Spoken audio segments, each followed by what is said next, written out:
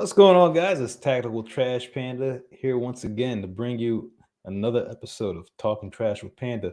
This will be episode 8. So thank you for joining us tonight.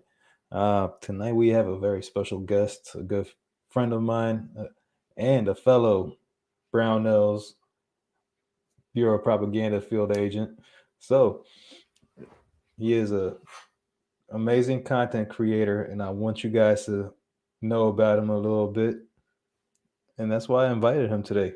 Also, we also have some amazing, exciting news that you all want to hear about later tonight. So stay tuned for that. Don't go anywhere or you'll miss it. That being said, I want to thank our channel sponsor, our show sponsor, NuPrint Custom Firearms, because they help us out with so much cool stuff for our guests, and they do amazing work. As you can see, they do cuts for your slides. They do custom Cerakote work, polishing. It's just, you name it, talk to them, they'll get it to you. That being said, I want to bring in my co-host, Angry Sarge. Hey, what's going on, everybody? Good to see you. Hey, Sarge. I'm back. What's Good up, to man? see you, brother. You ready? You ready for this show? Oh, Somebody you I'm know? ready. It'll Oh be yeah. fun. And the You news, haven't? I'm really excited about the end. So we're gonna try to keep this show at an hour around that time, so that way we can give this announcement to you guys. I'm sure some of you have seen it on social media, but we're not gonna go there on that. We're gonna let it kind of marinate and see who doesn't know, and we're gonna maybe have some special people show up and kind of be with us during this announcement. So I'm excited. I'm ready. I've been Let's do holding it. this in for weeks now. So I know it's been hard. I've been doing a lot of background stuff, trying to figure out stuff, and all of us have been yeah. playing a part and trying to make this possible. So it's pretty awesome, and I'm excited to be a part of all of it. So am I. Well, guess they're just gonna have to wait for that. Yeah. Until then, let's bring in our guest, Mr. Christian Grest. Welcome to the show, Christian. How are you? Hey fellas, how y'all doing? Doing Doing good. pretty good. Amazing. Thank you for coming. Oh yeah, Yes. thanks for having me. Yeah. Much appreciated. I appreciate you taking the time tonight to kick it with us and let our guests know who you are. Oh yeah. So it's very simple the way we do things. We just have a couple questions that we like to ask, so our guests really get to know who our audience really get to know who our guest is, so really they can follow you and watch your content, because you do create some very, very nice content on YouTube and Instagram. I know you have a blog as well. Yep. We do have all the descriptions, the links in the description to everything that you have social media wise. So guys, once this live is over, make sure to go check that out. Give Christian a follow. But Christian, let's get to the nitty gritty. Our first question for you. Sounds good. First question for you is, what is your background and how did you get interested into firearms? All right. Well, I've actually been into firearms since I was probably about old enough to walk. So I remember I grew up in down in Florida, and I lived in the southern part of Florida first part of my childhood, and then I lived in the northern part the second half. But my dad did a lot of hunting and stuff, and he'd drag me out to the Everglades with him, and I'd follow him around hunting and shooting black powder and stuff like that, and just always had a fascination for firearms, whether it be hunting firearms or military firearms specifically, especially historical World War II era firearms. So So I was always in firearms growing up. Was on a rifle team when I was in high school. I was in junior ROTC, and then kind of continued some of that passion when I joined the Navy right out of high school. I spent about 9.5 years in the Navy. My main job was not anything firearm related. I was a fire controlman, which is I worked on shipboard radar and shipboard weapon systems. And but I was part of the security team, so I got to handle small firearms, M9, originally 1911s, Mossberg 500 pump shotguns, M14s. We had M60s as well as 50 cals on the ship, and so I got to play with a lot of this stuff during my service. And then kind of continued that once I got out. I actually got out in 2004 and started making actually some half decent money. So I was able to start kind of growing my passion a little bit, getting something here, something there, and honestly, a lot of my fascination is tinkering. And when I say tinkering, I mean, if something's not working right, trying to fix it, or trying to improve upon something, or maybe polishing, and trigger, or doing some stock work. I have a lot of my early collection was vintage World War II era firearms like M1 Grands. I've had a whole bunch of M1 Grands. I got a German K98K. Actually have a World War II rifle my grandfather brought back from the islands during the Pacific War as well. So, but yeah, so that's kind of my historical, interest in firearms. I mean, it's been a lifelong passion of mine. I hope to, I'll be, my wife gives me a hard time all the time. She's like, that's all you care about is firearms. I'll be doing firearm stuff till the day they put me in the ground, I'm sure. So, yeah. No, I Well, mean, so like with you collecting that, just one little, I guess, fun fact for me, I actually have some sand from the beach at Normandy. Like oh, wow, that's I awesome. took that because I was like, I just wanted a piece of our history so Yep. bad, Yeah, I'll never be able to obviously relive that because that's way back, well before my time. But I wanted something of our history, so I'm not really big into the old firearms, but that was kind of like, I guess, my little tidbit from it. Besides old patches and stuff like that from old army units that don't exist anymore or anything like that. So Yeah.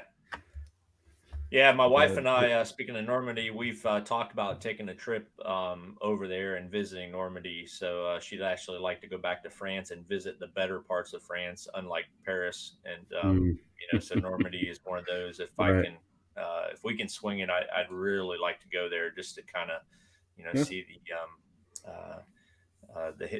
just be where a very historical event occurred. So. yep. that's Uh, definitely really yeah, we cool. got It's some funny that you questions. say that you got into firearms because of your dad growing up, and I started off the same way. Uh, I never did join the military. I'll be the first to admit it, but firearms have always been a passion of mine too since growing up. So, would you say that you were a better shot before joining the Navy or after? Well, I would say, it's hard to say. I mean, the Navy did not make me a better shot. Let me just make that clear right here. We had to do quals for just qualifications for watch standing and security team stuff like that. We very rarely ever got a chance to shoot for precision or for marksmanship medals and stuff like that. I mean, I am an expert pistol. I got my expert pistol medal from the Navy. But that was never really the focus, especially on a shipboard because everything is so close quarters. They didn't really focus on that as long as you pass qualification. So the Navy did not assist me one bit with being a better shot. I will say the competition shooting that I've done over the years, a little bit when I was in high school, and then also after I got out of the Navy. I did for quite a few years. I did service rifle competitions with both 20-inch AR-15s and M16, style service rifle, as well as the M1 Garand. So, and even after that experience, I'm still not. I'll be the first to tell you, I am not the best shot. I do okay, but there's so many better shooters out there than I am. Matter of fact, my oldest daughter shot competition with me, and she always beat me. That's So funny. So what's funny is how all these Instagram influencers like to, well, not all of them, but some of them like to be like the perfect shot, and they're always good at everything every time. At least they're able to admit that, hey, I may not be the best out here, and I mean that's a good thing, because you could always fake it till you make it, especially on there. oh yeah, Nah, I mean, that's awesome though. I mean, like Sarge said, a lot of people won't even. I mean, I don't get as much trigger time as I like to anymore, and I hope I'm still good at the range right now. But I know I'm probably not as good as I was before. But yeah, You I've know what I'm gonna seen. say? Yeah, get the mantis and Just train, do some assert. dry Yeah, fire. That's all you need is yeah. the Dry fire fundamentals. is, yeah, I mean, even if you don't got time to go to the range, or money for ammo or whatever, you don't want to, or you don't want to shoot all your ammo. I actually have a couple of the Mantis products. I did a review on the Mantis X Blackbeard Yeah, not too long ago, and that thing is for an AR platform. That thing is absolutely it's phenomenal great. for training. Yep. And even still, I don't dry fire nearly as much as I should, because I'm being pulled in a lot of different directions, with other things. But I'll tell you that just doing a little bit of dry fire makes a lot of difference. Yep. I noticed a difference last couple of times I've been to the range and doing some, doing some AR shooting, that Blackbeard has been pretty helpful for me. Yeah. No, I mean, another way I supplement too is I love the SIRT pistol. SIRT pistol is, to mm, me, the perfect training pistol. I mean, Yep. it shoots a laser. You're getting your trigger pull. You can get your trigger press, your take up, and Hmm. then you get the squeeze if you put it on the 2 dots, so that way you can see it. So getting that and then pairing it up with your computer and doing some shot timer stuff. I mean, there's so much you can get out of it just by taking that extra step. And yeah, it costs money, of course, but it's a lot cheaper. Like, I'm in that pistol, and then all the stuff. I'm about what, a case of 9 mil and maybe a half case of 5.56 223. So, Yep. and that's it. And then I've got unlimited. I mean, I think it's 50,000 to kill the battery, but it's a CR123, so Yeah. no, it's not bad it's at not all. hard to get, at least. Yep. Yeah, Now I yeah, also have the Manus Academy, which is for a pistol. The only thing I don't like about it is that in order to, you have to manually rack the slide for every round, which kind of stinks. right. I wish they had something you know uh, for pistols, kind of like the Blackbeard X. But I understand Yeah, now there is a system that, and I can't think of the name of it off the top of my hand, but there is one that uses a gas charge for cycling your slide. And it's a lot more the cool money. fire. I've I seen think that. so. Yeah, and The it looks cool pretty fire though, slick. you have to worry about. So the way it's set up, it's a barrel setup, right? Yep. And you It screw is. the little, I guess the laser part on, but you have to fill it with gas, and I think it's only good for like maybe 15 shots or something like that, and then you got to take it back out, refill it. Okay, I So wasn't it, sure how the longevity of it, but yeah, yeah. I mean that's So you that. have to worry about that, and then every time you're taking it out, the rings and all that stuff. I mean, Yep. it's just it's hard to get that good training. And I mean, I've seen it where they have airsoft pistols that are gas blowback that you Yep. can use, and then put an adapter, but that's a whole different setup. But you can actually put a different barrel in it, or buy it as a setup like that, so you get, I guess, that recoil, felt Yeah. recoil. Yeah, they have some airsoft that are like, the same weight and feel, Hmm. as like a Glock 19 or something like that. Yeah. Yeah. And yeah, Yep. that I have considered getting something like, I'm a really if I had to pick and choose between what I'm better at than the other, I'm definitely better a rifle shooter than a pistol shooter, just because competition shooting, and it's been quite some years since I competition shot, um, pistols, I've always struggled. I definitely didn't Yeah. shoot a lot of pistols growing up either. It was always rifles and Right. shotguns and stuff like that. Yep. So we had this question, and this happened back when you were talking about some of your firearms that you really like, as far as the M1 and things Yep. like that. So this question's for you. What's the one you like the most? Well, I always tell folks, if I had to get rid of absolutely everything I own, one of my M1 Grands would be the only one left. I just absolutely love those things. I've owned a lot of them. I think I've owned 6 over the years. I'm down to 2. I kind of kept the 2 most favorite. I guess I have 2 daughters, and my plan is, hey, one for each of them at some point. But the M1 Grand would have to be. I mean, I love ARs. I love some of my bolt guns. I love my K31 straight pull. Right. I got some AKs. I have a fondness for those. A little different fondness though. I wouldn't say I'm an AK guy, even though I got a few. But the M1 Grand for sure. It's just a marvelous firearm. And what I found out shooting. So I have 2. I have one that's all correct Springfield. That's kind of a, like, I shouldn't really shoot it because it's actually pretty valuable. It is post war, but being all correct and very low rounds on it. I have a World War II one that's been through rebuilds and stuff like that. That one I shoot competition with. And what I Okay. found shooting competition with the M1 Garand is that it's a tough gun to shoot competition with. I can And only imagine.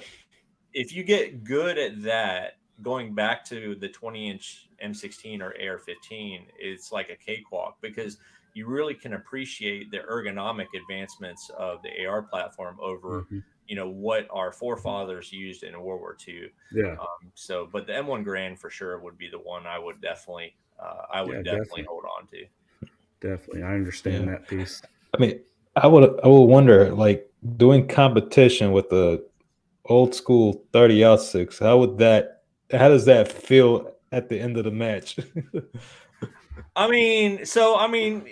For service rifle competitions, we are wearing shooting jackets. So, you're soaking up the recoil in that jacket. Mhm. And they are, ball ammo. I ran Yeah. a whole bunch of surplus ammo, Greek HXP. Um, yeah, it does thump a good bit, but again, when you're wearing, you're kind of wearing a shooting jacket and stuff, it's not so bad. It's just hard to, I would say that to get back on target for follow up shots, especially during the rapid fire strings, is a Hmm. little rough because it's Mhm. just, it does jump a heck of a lot more than it. So for comparison, my 20-inch AR has like 3 pounds of lead in the stock and it has a heavy barrel. That thing don't move at all when you shoot it because it's so freaking heavy. Yeah. I That mean, rifle probably yeah. weighs, I don't know what it weighs. It probably weighs 12, 13 pounds. Jeez. Um, so it's heavy. The Garand I think actually weighs less than my AR Wow. because there's no extra lead, no extra weight to it. Yeah. You can put a little bit of lead in the butt stock where the cleaning kit goes, but that's it. But it's still way less weight is what you can add to the A2 stock on the M16. Right. No, I agree. I mean, and the cool thing about the M16 being a 20-inch gun, you've got rifle length gas, you've got a really good buffer. So the felt recoil on that is just, it's next to nothing. Oh yeah, for So sure. it's definitely a good gun if you're wanting to get into the AR platform and you're not really sure about it. 20-inch, you can't go wrong. You're going to be hitting Yeah, the for sure. 20-inch. Matter of fact, I have plans to build a. I want to build a uh, like a Iraqi war 20-inch kind of clone with the quad rail Okay, and a front so side post. I have an ACOG sitting here waiting for it. So as soon as I yeah, just gotta I got to go through and kind of build. But I want to build. That's kind of one of the builds I've been thinking about for a few years. So I'm wanting to do that. Okay. Yeah, I mean, so you're basically putting together an M16A4 Yep. with the quad rail. Like Yep. me, I had an M16A2, and then we mounted the aim point onto the actual carry handle, so For it sure. went down in front of it, so you could co-witness through instead of co-witness under it. It was really Yeah. strange, but it was new at the time, and that's what they came up with. But I mean, I missed that thing. And then when they gave us rails for it too, I was like, oh yeah, this is perfect. And I got this broom handle, and I was like, I don't like holding it like that. So I started adjusting my grip to where it is now, where it's Yeah. just this part of my hand is touching the actual grip. Oh yeah. So Yeah, yeah. so my daughter, she has so both my match right. Well, okay, so one of them was my daughter's, and she's 26, fixing to get married, so she has it. She actually just took her rifles out of my safe recently, which is nice because it gave me more room. But she has an A2, basically a national match A2 with a fixed carry handle. It's they're both Rock River arms, and then Right. I have an A4 version. That's a flat top with a carry handle upper for that. But yeah, the carry handle uppers are so hard to get. And like I said, I got Yeah. the ACOG sitting there, so I'm like, well, it's going to be a M16A4 style, I reckon. Like I Yeah. said, with a quad rail, I'd like to get a Knights Armament quad rail, but again, those things are so hard to find. I'm probably going to end up with a Centurion arms or something like that. Yeah. So it'll be a little bit of a kind of a retro mod style. Yeah. 20-inch, but it'll be close enough for me. I mean, me, I'd go straight new school because I don't like the weight anymore. I'm like, I don't want all that weight on the front of the gun anymore. So I've already got a laser and a light and all that stuff. So it's like, why do I want anything else heavier on there? Yeah. But that's cool. No, that would be Uh, awesome, man. I'd love to have like a crossed AK and a whether that's a M16 A2 or AR-15 or whatever we have to call it, but a clone. That would Yep. be pretty cool to just have crossed up with my Iraqi flag or anything else I have from Oh that yeah. I've brought back with me. But yeah, maybe later. uh, so, Christian, we were just recently talking about patches yesterday, and Ron must know that you like patches. Yeah. So, his question is, what is the coolest patch you have in your collection? Oh my gosh. Well, I'd have to run and grab my patch collection. And kind of that'd be I so and this may sound a little kind of cheesy since we're both BOP guys, but I'll tell you, I worked for quite a while to get into the BOP, and I got to say that's one of my biggest accomplishments in Yeah. regards to social media type stuff. So I got to go with my BOP patch. I mean, I carry one on my backpack every day. I have one on my Mhm. pack along with American flag. I don't carry any other patches every day. So, but I do have a lot of cool patches. Ron, I got a patch from Ron. He's got a really awesome patch and logo, and a lot of other folks. Yeah. But as far as the one that's got the most kind of sentimental value, if you want to call it that, would be my BOP patch. I mean, that thing, Yeah, again, I worked really hard. Um, Yeah, it's an to earn patch, so it means a lot it more is. when you exactly, earn it, you exactly. know? That's a Yeah. lot. That's I exactly it. and I completely understand how you feel because I feel the same way. As you can see, like all my lives always have the Brownells flag and the BOP flag behind it. It's Yep. a real honor to be part of the crew. The crew. I'm sorry, but we were talking about all the firearms that you own, like all the cool antique and historic firearms you own. But I was wondering if you, what is one gun that you would want for the fun of owning it, like that you don't have right now? Oh, for the fun of owning it. Well, I mean, I think most people probably would say a Barrett 50 cal.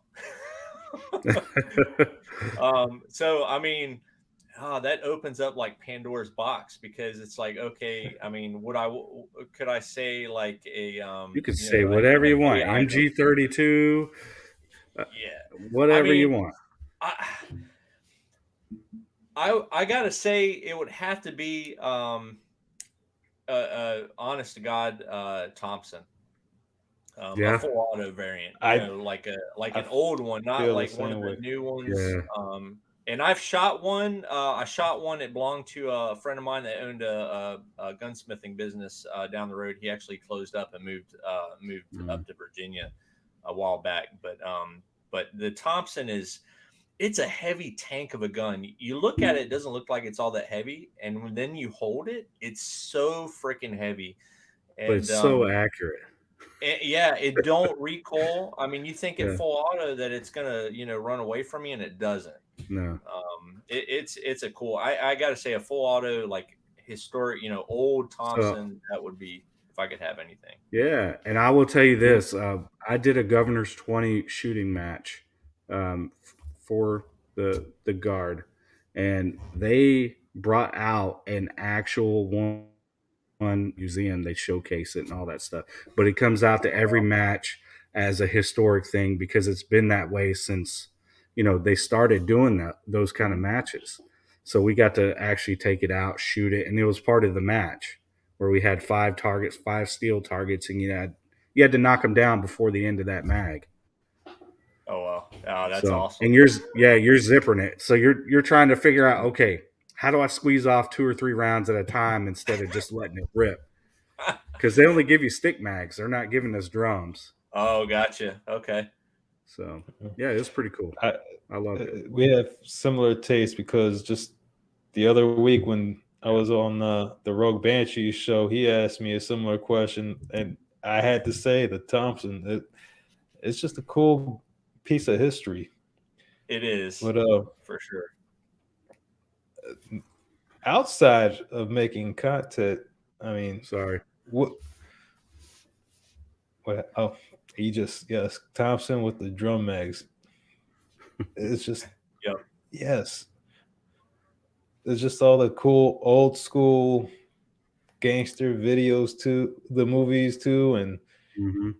just all the World War I movies. You just see it's just a part of American Yeah. history. It's an American icon for sure. Mm-hmm. The Thompson.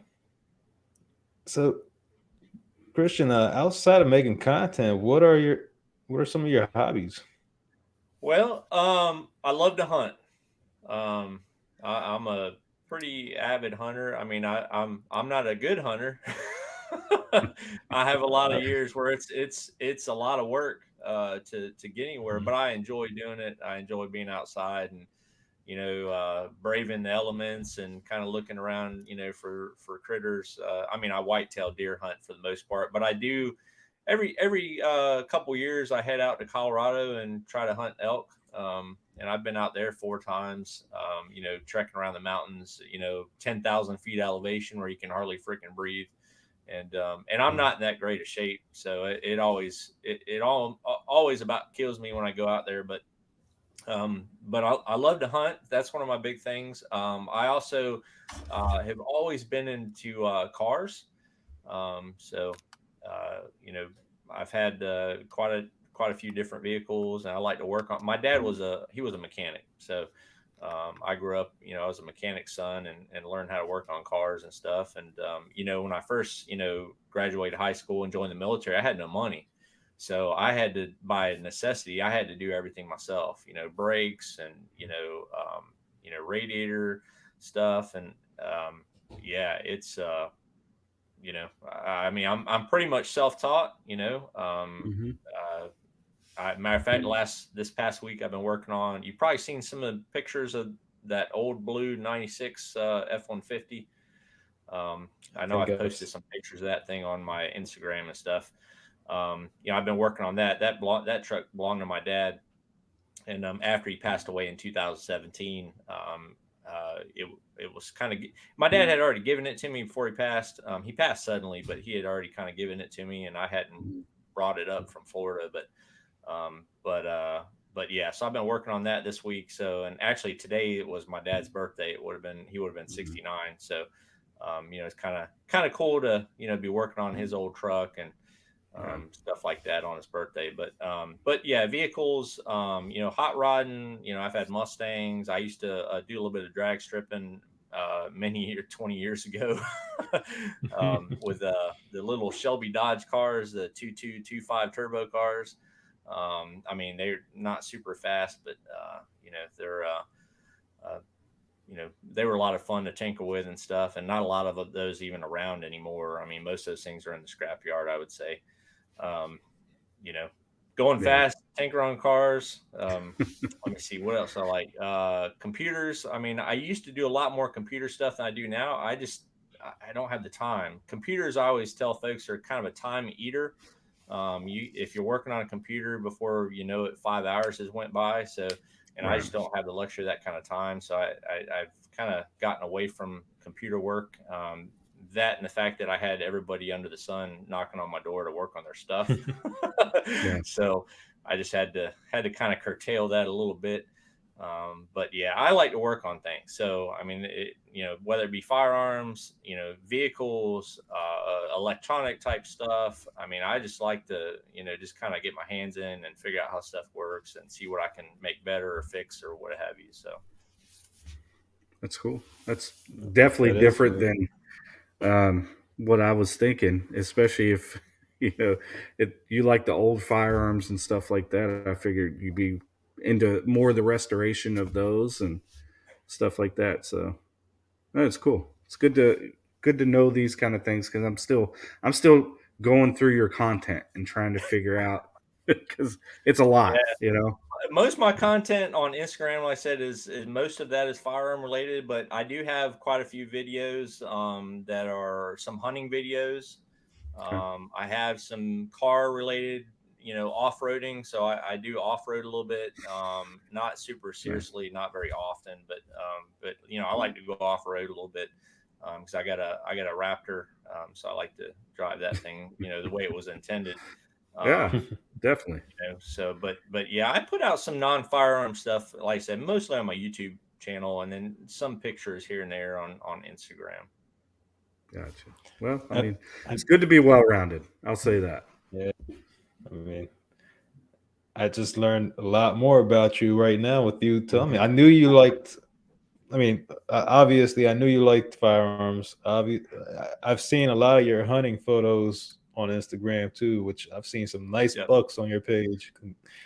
I also want to wish your father a happy heavenly birthday for Thank you. 3. And man, it seems like the more people I talk to in the 2A community that are into firearms, that like to get hands on with firearms, they like working with their hands outside of the Yeah. firearms realm too. Yeah. So, Yep. Christian, what made you decide to start a YouTube channel? 'Cause it took So me a while to even think about creating mine. So, what made you decide?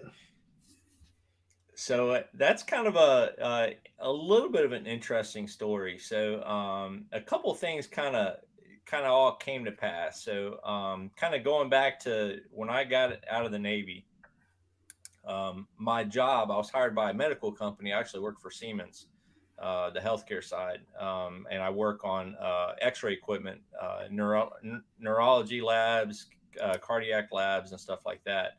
And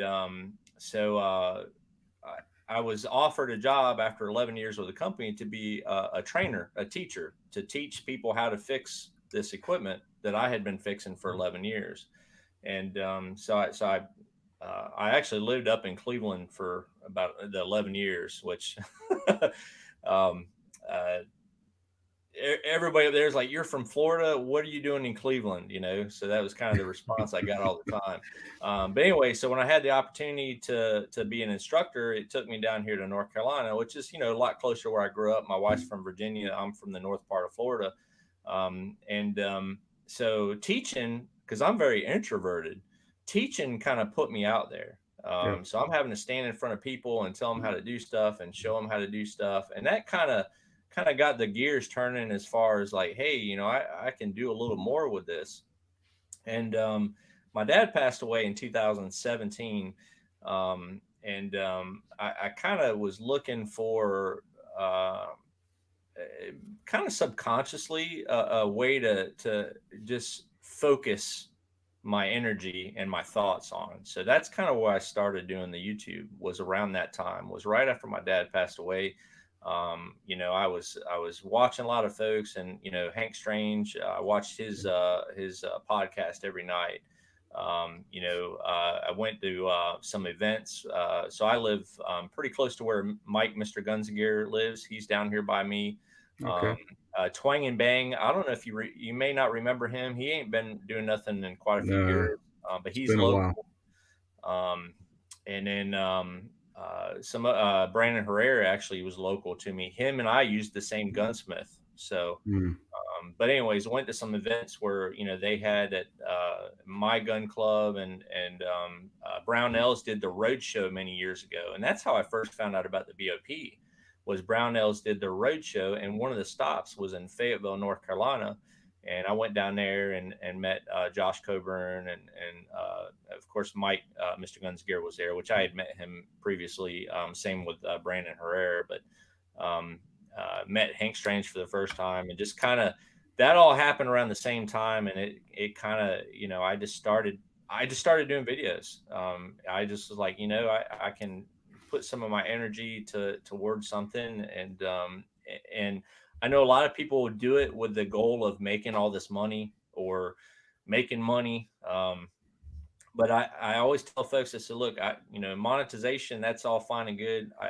That's never my focus. My focus was just to have a good time, share with folks, learn from other folks. And I always tell people, I'll keep doing it as long as I'm enjoying it. YouTube's making it really hard right now to enjoy it. I will say that, Yeah. but at least firearm content. But yeah, that's pretty much that's how I got into it. It was kind of a weird way to get into it, but Yeah. Nah, But I get it though. it, You yeah, I mean, you're right 100%. Like everything's much harder, and that's why I'm really nervous about it, and I'm getting all my stuff together and making sure it's good, and making sure not perfect, but making sure that as soon as I come out the gate and drop a video, they're not like, strike, yeah, So it's really really tough it because is, and especially now. oh Yeah. yeah, it's not gotten easier. So my channel, I mean, you get monetized after 1,000 subscribers and so many views, and as soon as I hit 1K subscribers, I already had plenty of views. It was not a problem. Right. The monetization though is I'm almost at the point where I may just totally demonetize my channel because it's just not worth the hassle. Every video I upload, if I even say any word in the video regarding firearms, they demonetize it, and then I have to apply for an appeal. I normally win the appeal, but it's just frustrating, Yeah.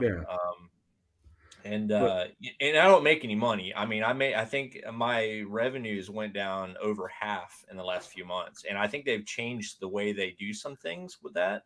yeah. I think right now for this month, I get like $27. So, I mean, Yeah. I can buy a box of ammo, right? So, Yeah. so it's not doing anything for me. I mean, and that's what I never intended to do it for the money, because I didn't think it would be a money maker for me anyways. But it's still frustrating that YouTube does whatever they can to smash. Right. I mean, previously to the last month or so, I was making like $60 a month. And I get 2 boxes of ammo, right? So now I'm cutting down a Yep. box of ammo. Yep. So Pretty much. Well, I mean, like I'm seeing where people are getting slammed because they loaded a magazine or Yep. screwed on a suppressor, and it's like, okay, any idiot can figure that out. You can find that on Google. Like, come on. A lot of people got hit. So basically, YouTube's mindset on this, and I don't want to get too much off on a tangent on that, but they're like, if you insert a magazine, you're modifying the firearm. If you thread a suppressor on, you're modifying the firearm. And that's the mindset that they're coming from. It's like, wait a second, what else would you do with a magazine than put it in the firearm? And they try to say, well, it's only 30 plus round mags. Well, there's a lot of magazines that look like they might hold 30 rounds, but they don't. For example, an AR-15 with that's a 22 rimfire, those are only 25 round mags. So I'm not going to leave it up to YouTube to distinguish between what's a 30 round or what's a 25 round, because they're just going to hammer you. So I had to go back. I actually just deleted 40 plus videos off my channel because I was like, you know what? And some of them I couldn't modify. You can't modify shorts after they're uploaded. And there's some of them I was able to regular full length videos. I was able to blur out some stuff, but some of them had, if you're a competition shooter and you're doing transitions and mag changes, you're screwed because they're going to hammer you. So I just think it's just a slow, painful death to firearm related channels here on YouTube. I think personally they should their ultimate goal is to get rid of us and ban anything firearm related. Just come out and say it. Yeah, they should just do it and delay and stop, giving us the slow, painful death that we're having. Yeah. No, I agree. I've already jumped over to Utreon and Rumble. I encourage everybody that's firearm related to do the same thing, because I think this is the year that will pretty much is going to spell the end for the majority of firearm. And now, unless you want really watered down stuff, that's the problem. Is that I want to show what I know and learn from others, but if I can't show anything, there's the satisfaction that I had previously is very much gone. So so I have to find other avenues to share that. Like I said, Rumble and Utreon, I can, those are free speech platforms for the most part. So and the sad part is that I always mention this, but the sad part is they don't grandfather videos that you've already uploaded prior to them changing their mind. So there's been plenty of people that have gotten hit from videos that they published maybe 5 years ago. Yep. I got hit on one of mine. Yep. So, I got hit on one of mine from a couple 2-3 years ago as well. And it was a video that they tried to say that I was showing how to modify a firearm. I was just talking about actually an AR that I put together for hunting, and I didn't show anything. I talked about it. I said, look, these are the parts I kind of selected for this. And they struck me on it, and then I appealed it, and they nope.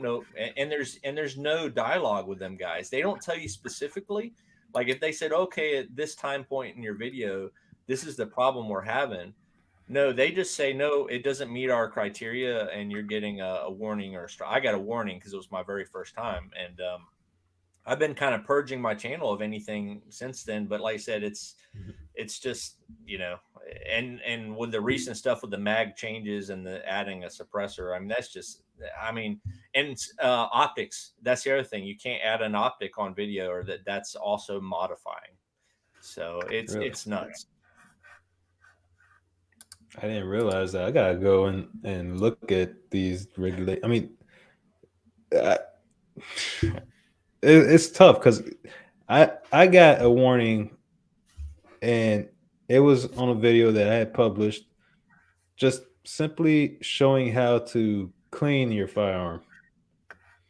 And they took it down. They gave me a warning, but I was like, what's wrong with educating people on how to take care? Like, if I was to put a video on how to do an oil change on your vehicle, or how to change your brake pads, or something like that, it's not a firearm. No problem. So yeah, but what's wrong with educating people about actually firearms? Maintenance is actually allowed. You can show gun maintenance, but you got to be very explicit about it. And I would encourage you, if you're showing gun maintenance, try to curtail how much of the disassembly and reassembly you show. So yeah, that's what I was going to go into. That's going to be my first set of content. But what I'm going to do is you're going to see it, and then you're going to see it broken down, and boom, go Yep. straight into it.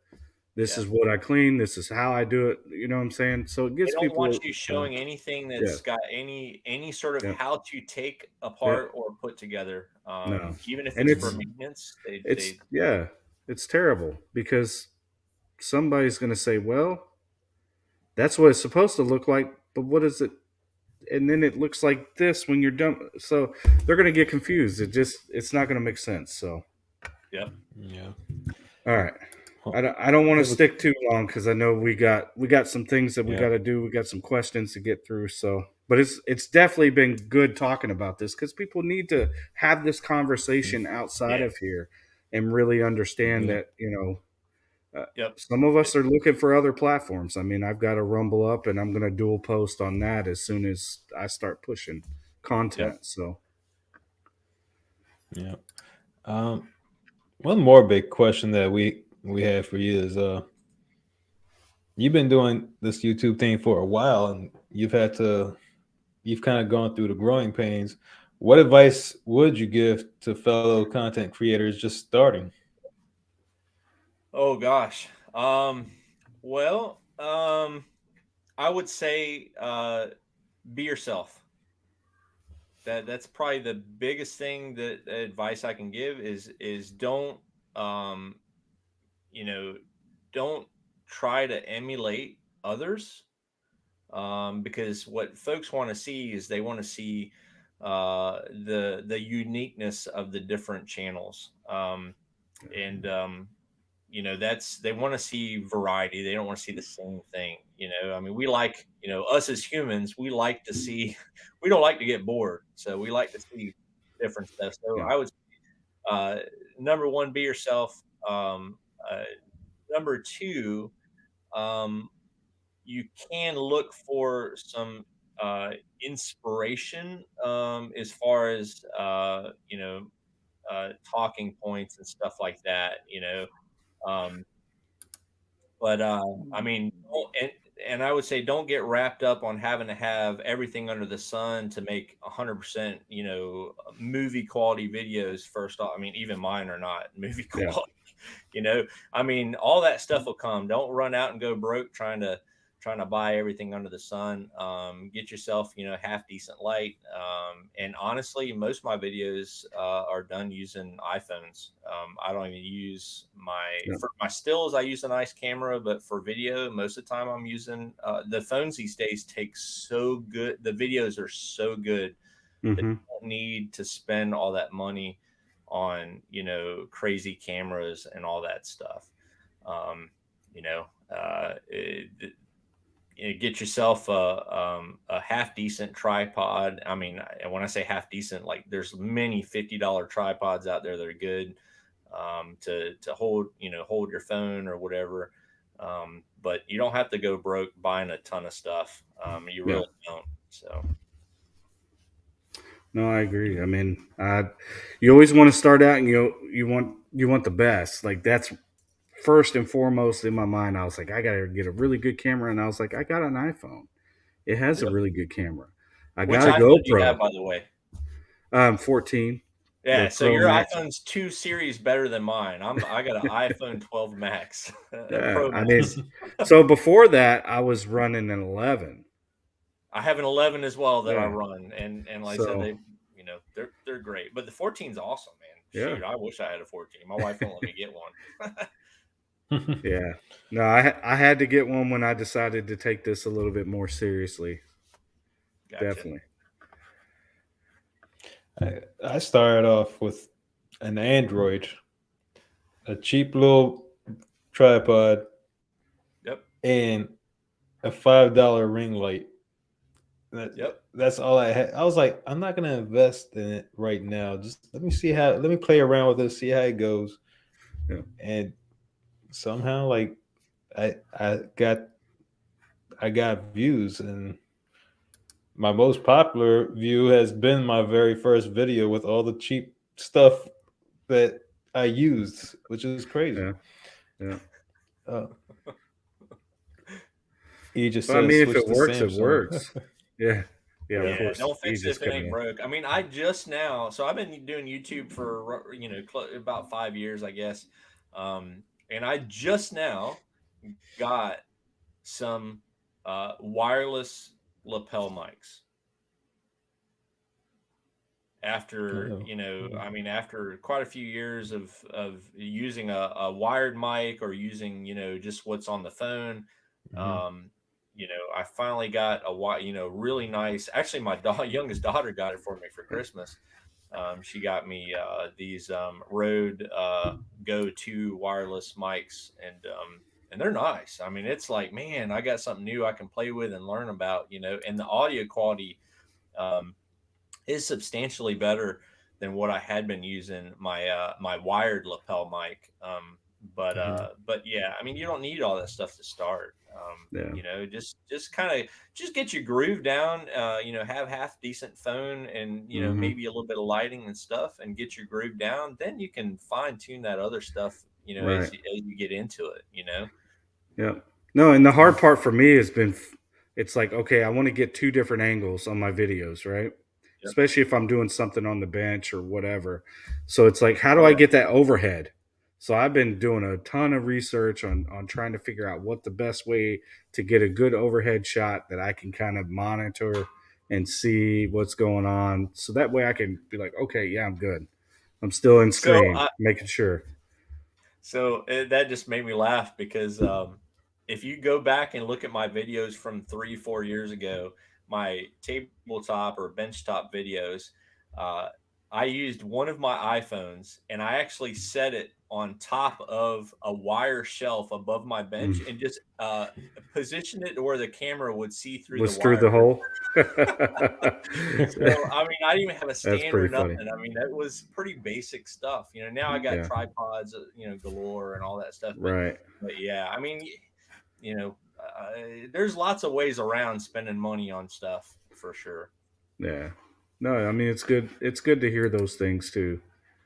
Definitely good to hear those things because I'm so new that I'm trying to learn from everyone else, and I think that's the best part about this community and all the people that I meet.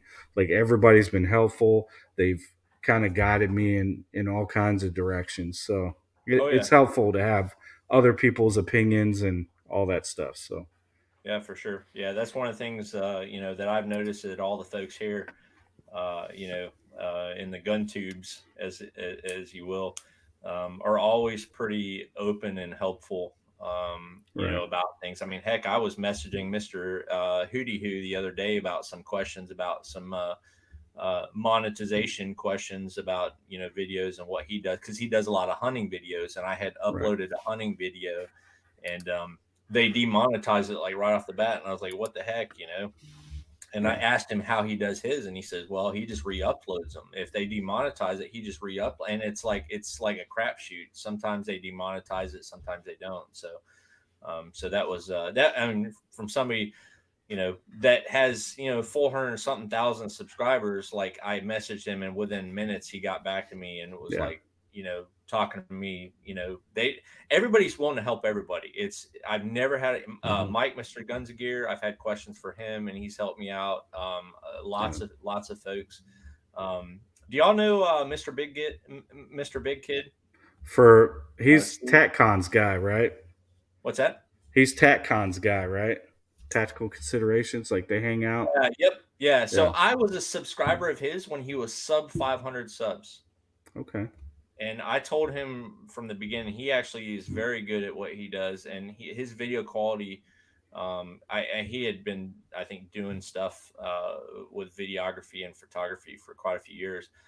But I told him, I said, man, you should definitely are going to go somewhere with this. And now he's over Hmm. 200,000 subscribers. I mean, really good guy too. And that's another one. I can reach out to him anytime, and it's he will answer my questions or help me any way he can.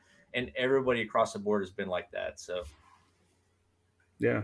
No, I agree. I mean, even for me, I met tactical considerations through Ralph, Piety Ralph, okay. and um, Mike's been cool. If I need something, like we sat one night, we talked about that on the live, trying to figure out why my plate wasn't working for my PDP.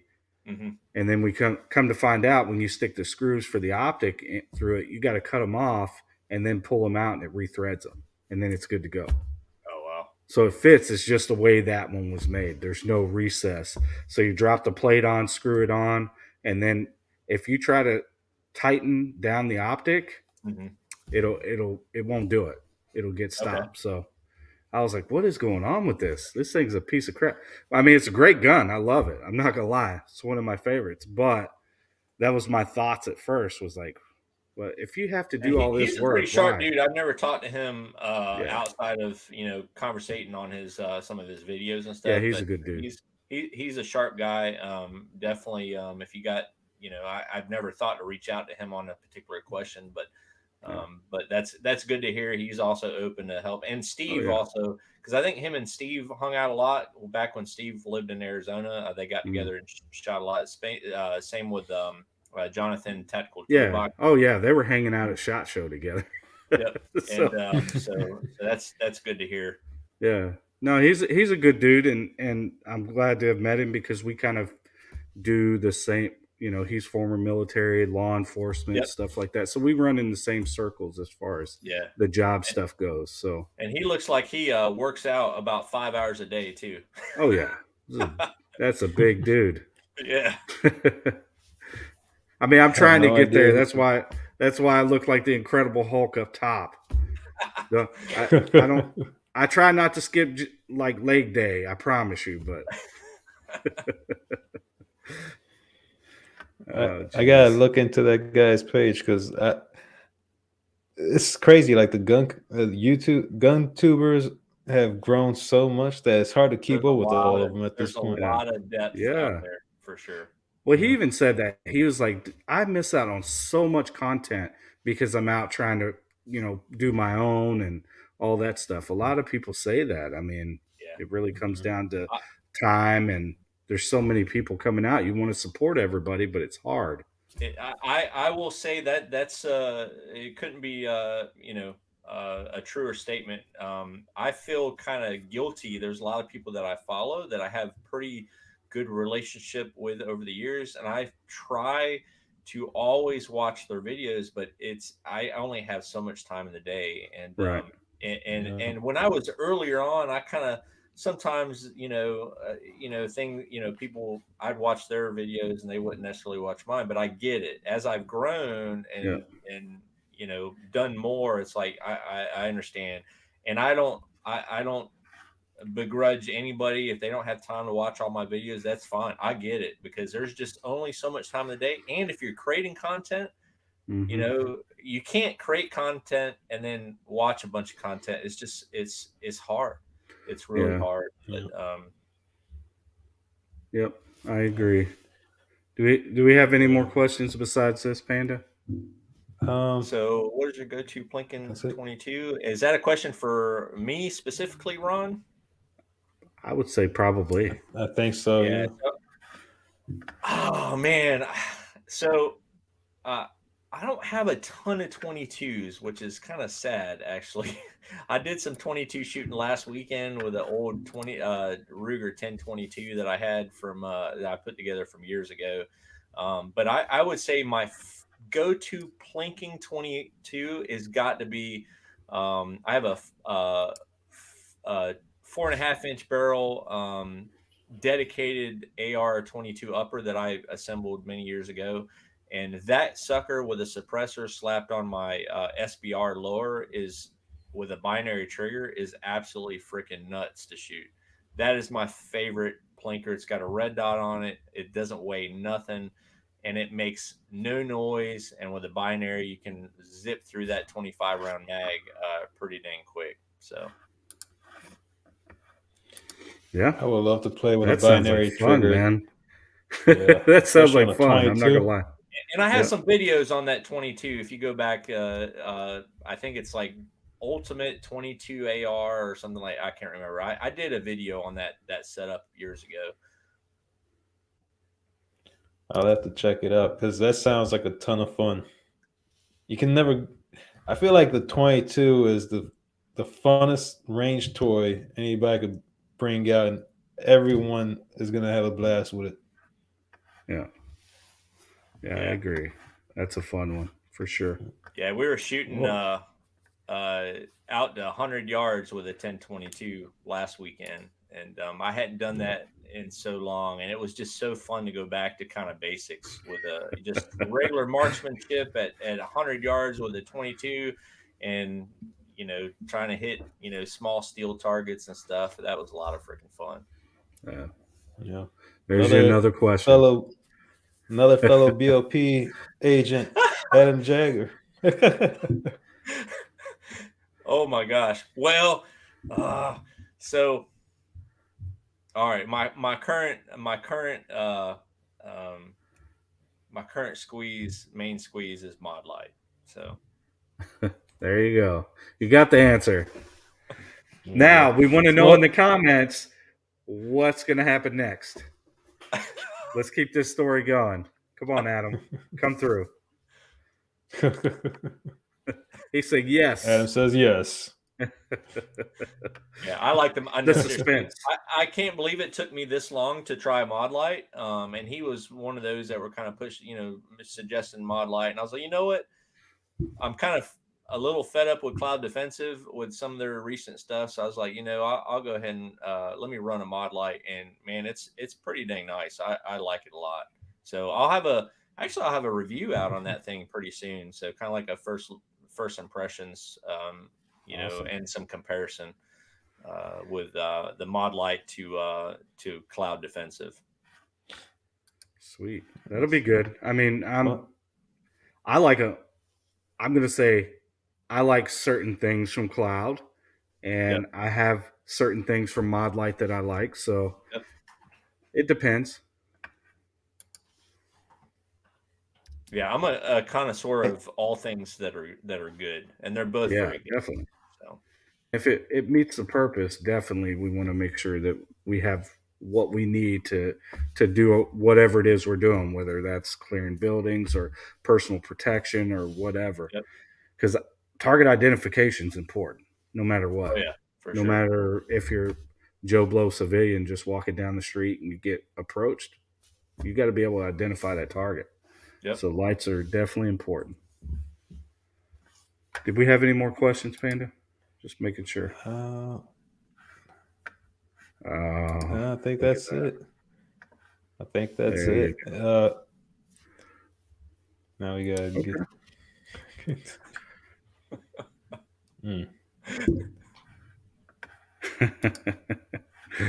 Oh, you gotta love the people in the chat, right? You do. Oh, Ron Wayne. So when you're 10 millimeter high point rise, you're going to be in the waistband. Oh, come on now. You got to live, Dennis. You got to do that in the waistband. Yeah, exactly, right? That's funny. Well, appendix at that. Yes, appendix. AIWB. 100%. Now, pictures or it didn't happen. Or high point or SIG P320 inside the waistband appendix. Oh, no. Come on. We can't even play with that. Because I will show you all of mine work, and they don't go boom when they don't need to. Well, that's because you actually put custom parts in yours. If we have a second to sideline about, so are you a P320 fan? I take it. No, I mean I like them, but I'm carrying Glocks. Yeah, that's what I carry mostly is Glocks. Yeah, I actually had a pretty bad experience with a P320. I had an M17 that was great. I don't have any longer. I did quite a few videos on that pistol. I just never, over the Glock 19X, I just like the 19X better. Yeah. But I had a P320 full size. I actually picked it up used, and I sent it. It was right before the trigger recall was announced from SIG. The warranty. I sent it in for the trigger recall. I got it back, and on the second mag, I had an out of battery discharge. Yeah. And all the cases were bulging. So they're all being fired out of battery. Just one of them happened to boom, and it actually blew out the extractor. It cracked the frame. It blew back at me. And I sent it to SIG, and they tried to blame it on the ammo. And Well, of course. I mean, who's going to want to admit that that's the reason why they cut the groove in the slide? well, yeah, and I took it to my gunsmith, and he looked at it. He said, "Yeah, out of battery discharge." And then I contacted the ammo manufacturer or distributor rather. And the funny thing is that only the cases, because I shot a few other handguns that day, only the cases out of the Sig P320 had case bulges. None of the other ones did. And when I got the shitty thing, they sent me back the P320, and they didn't even replace the grip module with the crack down the side of it. Wow. They sent it back with a cracked grip module. That's how that's good a no-go. their That's a customer no-go. service So is. yeah, I mean, I'm with you 100%. If it's something with the firearm, obviously, but I can tell you out of all the ones that I own currently that I've, checked. I mean, I've got an M17, but I've also got several others. I got an X5 that was pre-warranty, and then I sent it to them, and they cut the groove, and it was good to go.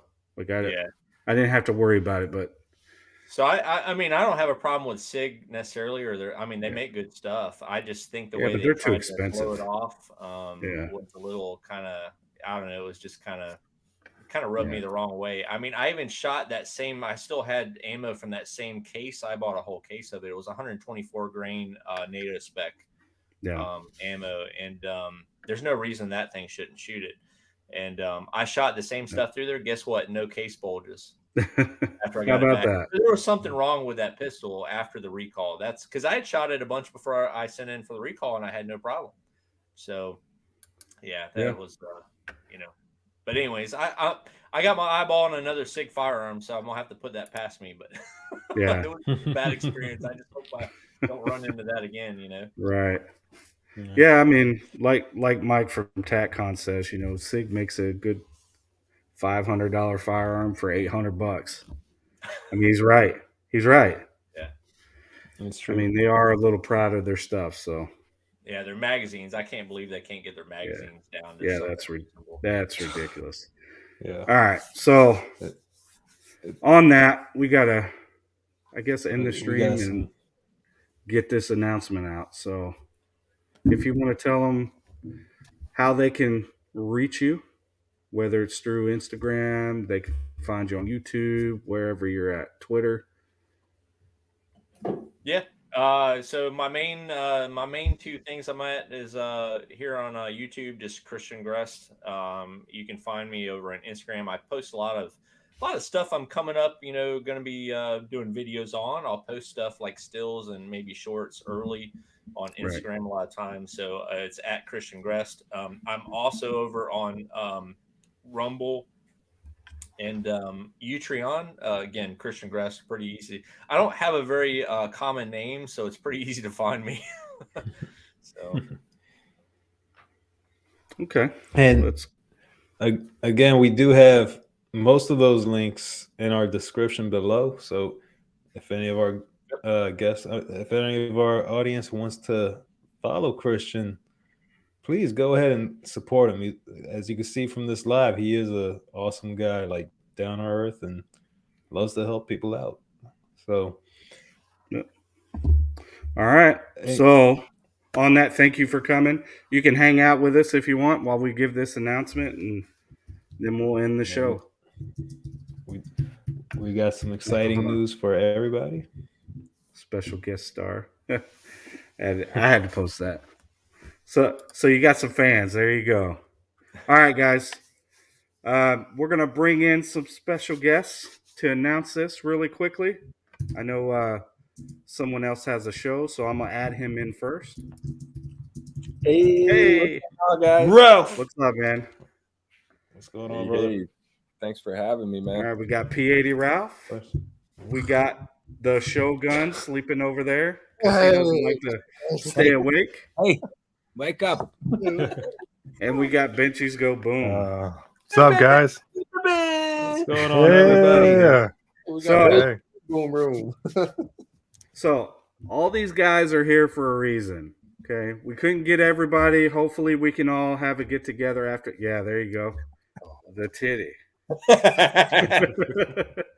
Hopefully we could all have a get together and have us all on here, but we wanted to announce that Freedom Crew University has gone live. There it is. Build with the best, as Benchy's with the balloon best. is showing. There you go. And there you go. There you go. Perfect. Look at all these smiling faces. Beautiful. Beautiful Rogue Banshee, Marine Gun Builder, Flying Rich, Look at that DLD beard. After Dark. Damn. That thing's Look at ready to that. Yes, burn. folks. So The Panda beard. these guys are your instructors. I, however, I'm the marketing director, and I'm an instructor as well. I'm a chief instructor as well, but I'll be doing more privates. So if you want to get some purpose in your life, you can come see me. But the rest of these guys are going to teach you all the cool stuff. I'll just teach you how to use that stuff. Right. Private stuff. Yeah, the private stuff. The private stuff. We've So been It's very, we've very been work. discouraging, Go huh? ahead, Will. No, I mean, I'm just we've been involved. working on getting this thing together for a little while now. A couple months. Yeah. And Yeah. it's been an exciting process, and we are all looking forward to it. Yeah. Yeah. So- Ready to get out there? Ready for you guys to come join the classes? Hang out with us? Learn these new P80s. Yeah. Or whatever they're going to be, P69s or whatever we decide to call them. The P69. Yeah. So yeah, definitely come join us. I know Ralph's got his show, and we'll be going over there. So make sure you come stop by. We're going to do the announcement as well over there. So Yep. definitely come check out Ralph's show. If you need to bounce, Ralph, you can. And we're But gonna I just wanted to make sure you made it on here. Yeah. And people knew that So, guys, you were good. We're good. I have these two guys coming on my show. So Okay. we got about 10, 15 minutes. Okay. We can hang for a bit. So, guys, quick little thing. We mentioned it earlier today on the live with Christian that YouTube is knocking really hard on content creators, especially if you want to teach the knowledge. And this is what Freedom Crew University kind of got the idea from. It's like, all right, well, we want to push the content. We know that there's a lot of students that want to learn, but they just don't have the videos anymore. Yeah. Well, now with Freedom Crew University, once you sign up, you are going to have us as personal teachers, instructors, to get that first time quality build together. Not just with Glocks, but not with P80s, but also prints, ARs. We have SIGs, Stippling. We have 1911s, Shoguns. stippling. And guys, if you haven't seen Shoguns like stippling like work, oh my god, man, it's beautiful. Terrible. Yeah, it's terrible. Well, I agree. I know. I think I Well- could probably teach a little printing stipple a little bit better than Shogun stipple job. Don't take my class, man. I'm telling you, go to the boom boom room. I'm sorry, go to the boom boom room. Right next door. Right next door. On that giant ass couch. Yeah. Point like I stipple, just all over the fucking place. No, So the good news is you guys don't get to see either Ralph or Shogun eating right now, but in the next show you will. Oh, see, you had to do it. You had to do it. Look, Not the cashews. I just ate. Okay, I'm trying to eat before live streams because that's what everyone always says. Ralph, why you always snacking? I'm like, well, I'm drinking a Because beer. I you're wanna eat hungry. chips, you know, Yeah, you're hungry. I'm Right? always- Why not? It's your show. it's not even hungry. I'm always- It's just sometimes you're drinking a beer, you want to eat some chips or some peanuts or some jerky, you know. hey, but look, guys. In all honesty, like the Panda Man was saying, we put a lot of work into this website, man. You know, our courses have a good outline to them. You have a materials list on everything you need for the classes, and we're ready to share everything we know with you guys. Sorry, I got food in my mouth. So this was the big announcement. We appreciate you guys for coming. I know they got to bounce off. Did you get us the link, Ralph? so we can come over? Yeah, of course. Maybe. I don't know. I haven't looked. I've been so busy. I'm sorry. Well, you need to look because I did. Okay. I got it. Did I get one? Because come on, Ralph. I mean, we can't include Ralph, you. wait. That beard, it's too majestical sometimes This, to keep Hey, up we with have- everything in the room. look, to we have be another fair, great beard today. We have Christian's beard here today. That's Yeah, that's there you awesome go. Look beard at that. right there. it's got the full blown. It is. Not too bad. It's my winter Missing that tracksuit though, Panda. Oh, jeez. Come on. What do you guys say, Ralph? I was gonna To be say, fair, what? to be fair, Panda taught me how to groom my beard, so now my shit Yes, coming he in a did. little better. I'm putting oils Look and at balms that. and using the little brush and everything. I was like, you got to brush it, bro? I was like, Yeah. you brush your beard? I know that was a thing, bro. Of course, That's why man. my trend, but I don't really groom it. But I'll tell you, man, it is a lot of work. Yeah, mine's like, mine's just rough. You know what I'm saying? I just go rough now. It's just there. I got the Osama bin Laden look going. That's Oh, geez. You had to say that Oh, on the live. Come on, man. Of all things, you Sarge, Sarge, weren't you on that mission that killed Osama, Sarge? come on. Me? No. No, Never. like, He didn't die. He's right here. Never. Nah, that was my buddy. I But yeah, just anyways, guys, Freedom Crew University is launching. Today is the official launch. launched. So go to freedomcrewuniversity.com. Make sure. What are you guys doing? Touching fingers? This is kind of gay. They're doing finger touches. Oh my god! See what I deal with? Can I join in here? Yeah, I mean, you might as well at this point. You just poke everybody. We're trying to make it serious here, Sarge. Make sure to go book your class today, guys. We have 3D printing courses. So if you've ever looked and thought about 3D printing and said, I don't know, it seems a little difficult. I don't trust the printed gun. Give the basic class a try. We will give you all the information you need to walk away from there with confidence, either knowing that you can move forward or knowing that it's out of your ballpark, because it is a lot to learn, man. You got to learn the new software. You got to learn how to build a printer. You got to calibrate it. So we're going to get you through all of that to be able to set up a printer. And if you want to go on a little further, we do offer advanced as well as intermediate classes. So that way we can, show you some one-on-one on building some cool stuff, some white. Some freedom. No, fast. Get out of here. guys. Get my stream shut down. Jesus. Right. Get that screen shut down. Come on, show support. My Nerf Trying to gun? get me- I can't show Nerf. No, you can't show Nerf. Oh, Yeah, all that kind of stuff. Maybe you just want to print little trinkets, like little shoes There or you a go. flower for your wife or a desk organizer. I don't know, man. There's a lot of cool stuff you can do with printers, suppressor sights. Yeah. sites. You can Something. print You want- sites. We, You Ralph, we call it paperweights. If you want to print out a paperweight Oh, that yeah, goes yeah. boom, Yeah. You can print grips for your AR, the angled foregrips. Like there's a lot of cool stuff that you can print that is not available for sale at the stores. So for me, that's why I got into it. It was a lot of stuff that I just couldn't buy and I wanted. So I got into it. And it was a big steep learning curve, man. But I do recommend it. It is very fun. Once you hit that print and you see those layers build up, and in a few hours you have a solid object. I mean, it's really satisfying, man. I really enjoy it. So we are doing an introductory price for the spring session, right? Is that what we Yeah, I discussed? think it's and we agreed on? like $50 off or something. Yeah, and I wouldn't I wouldn't announce the exact price quite yet. Yeah. Yeah, Yeah, we need to verify. But at least you're going I'm to pretty sure it is. get some money off. So, I'm gonna get a deal. yeah. So just make definitely sure- sign up. Go ahead. All right, just make sure to sign up right now because you don't want to miss this deal. Because first round.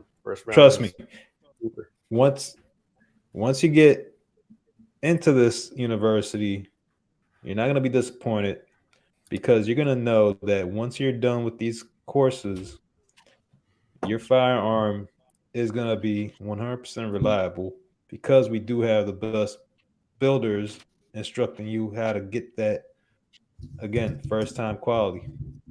Yep. And as far as the You stippling, I'll can't. make it because he did his thing and y'all did your thing. So if anybody's interested in the stippling class, please come on over and let's like I say in my video, y'all haven't seen it yet, but let's melt some polymer together. So look, here's the thing, kind of like going off of what P80 was saying. Always wanted to try it, but you're scared, right? If you've thought about stippling and you're like, I don't know where to get started, then definitely come see me.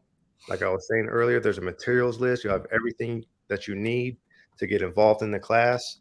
And anybody can melt polymer, guys. Anybody could cut polymer. Anybody could take, but to make it feel good in the hand, to reshape the grip, recontour the grip and make it feel good and make it look good. I mean, there's when you look at people's work, you can have like 10 guns that look really good, but there's like 2 guys you're like, man, there's something about these frames I can't really explain it. Well, join my class and I'll tell you what those fine details are. Yeah. And you're gonna help them build a business if that's what they want. You can mentor them into that aspect as well. So that's definitely a bonus. If you're looking for something that you try it, you have a passion for it, you've got a great instructor that can get you to where you want to be. Thanks, Sarge. With a bunch of support from guys like Ralph and Benchy's Go Boom and Panda and Marine Gun Builder and Rogue Banshee, DLD After Dark, Flying Rich, and then as well as myself. Yep. So Great cast, guys. Yep. Seriously. Super honored. So we appreciate you guys. Thank you for stopping by. Christian, thank you so much for coming in here. We appreciate you showing Thanks up for to our having me. show tonight. Really appreciate it. Had a good time. Yeah, it was awesome. I really man. It was appreciate good it. Thank you. Good to learn something new about somebody in our community, and for me to kind of branch out. So, Real quick, Sarge, I texted you the link, and Panda, I got it. I emailed you the link as a reply to the email you sent me originally. Yeah, I'm gonna send it to myself real quick.